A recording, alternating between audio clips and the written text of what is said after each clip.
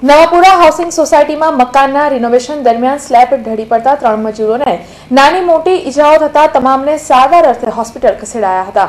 નવાપુરા વિસ્તારમાં એસએસસી બોર્ડની ઓફિસ પાસે આવેલ નવાપુરા હાઉસિંગ સોસાયટીમાં છેલ્લા દોઢેક માસથી રજની પરમારના મકાનનું સમારકામ ચાલી રહ્યું છે। ત્યારે આજરોજ મકાનની બહાર કાઢેલ સ્લેબ ઢળી પડતા કામ કરી રહેલ 3 મજૂરો નીચે પડતા નાની મોટી ઈજાઓ થવા પામી હતી, જે ઘાયલોને સારવાર અર્થે એસએસજી હોસ્પિટલ ખસેડી પોલીસે તપાસ આરંભી હતી। तो हमारा जो ऊपर स्लेब भरा था અને સ્લેબ ભર્યા પછી અમે જે પાલક હતી એ જરા નમી પડી હતી અને એના હિસાબે 3 મજૂરોને ઈજા થઈ છે, જે લોકોને અમે તાત્કાલિક સયાજી હોસ્પિટલમાં લઈ ગયા છે।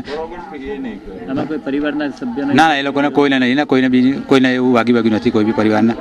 બીજી તરફ રણોલી ફાજલપુર વચ્ચે પાણીની પાઇપલાઇન પર ડામર રોડની કામગીરી ટાણે ભેખડ ધસી પડી હતી, જેમાં 3 મજૂરો દબાયા હતા, જે અંગે વડોદરાની ફાયર બ્રિગેડને જાણ કરવામાં આવતા ફાયર લશ્કરોએ સ્થળ પર પહોંચી બચાવ ઓપરેશન હાથ ધર્યું હતું અને ભેખડ નીચે ધસી પડેલ મજૂરોને બહાર કાઢી સારવાર માટે હોસ્પિટલ ખસેડવામાં આવ્યા હતા।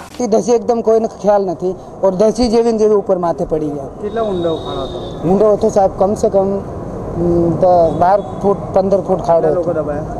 એમાં અમે કામવાળા 7 જણ હતા, 8 જણમાંથી 3 જણા દબાઈ ગયા। તો એમાં મારી બેન જે સોનુ હતી એ વધારે ઘાયલ છે, અત્યારે મુંડે બોલતી નથી, અને રેખાબેન ઠીક છે અને પૂજા બી ઠીક છે। એ લોકો શું કરતા હતા અંદર?